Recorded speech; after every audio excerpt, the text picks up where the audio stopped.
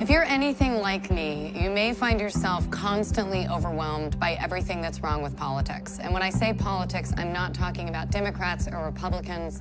I'm talking about the flaws that exist in our political system, regardless of which party is in power. And I know it's hard to talk about politics these days, but look, the government is ours. We pay for it, so it needs to work for us.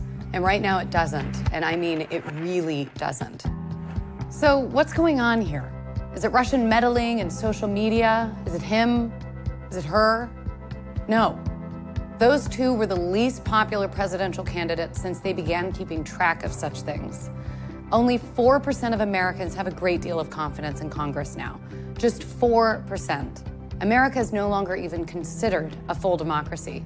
We are witnessing a total political system failure in America, which is the complete opposite of what our nation's founders had in mind. So here's your first line. What I want you to do is take any issue you really care about and picture it on this line. This line comes from a Princeton University study that shows how public opinion influences the laws that Congress does or doesn't pass. They looked at 1,800 public opinion polls over a 20-year period, and we took their data and plotted it in this chart. See this horizontal line? That shows public support for a law amongst average Americans. This vertical line, that shows the likelihood of the public support leading to the passage of a law. When you plot it for the average American, you get a line that looks like this. There's your issue sitting on that line. If there is zero support for a law, there's about a 30% chance that Congress is going to pass it. And if there is 100% support for something, the most popular thing ever, there's still a 30% chance that Congress is going to pass it. So the line is horizontal because no matter how much support there is among average Americans, there's still a 30% chance that Congress is going to pass that law. Princeton determined that the preferences of the average American appear to have only a minuscule, near zero, statistically non-significant impact on public policy. How in the hell does that happen? Consider this. Politicians are spending up to 70% of their time raising funds for re-election after they get into office. Why? Because in order to win a seat in the Senate in some races, you would have to raise $45,000 every single day. 365 days a year for 6 years to raise enough money to win. Now consider that only 0.05% of Americans give more than $10,000 to politics.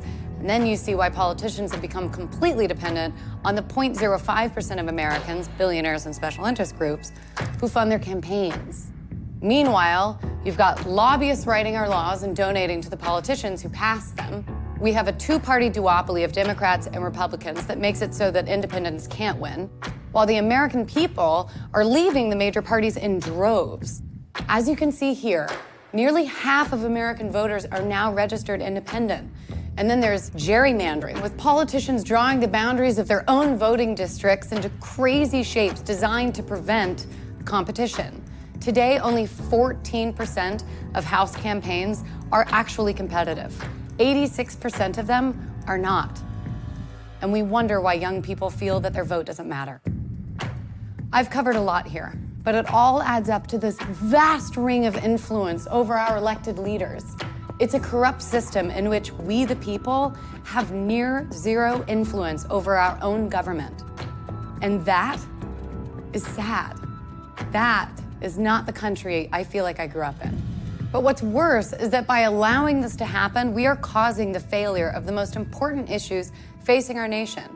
We're wasting trillions of dollars a year on fraud and abuse in our own government.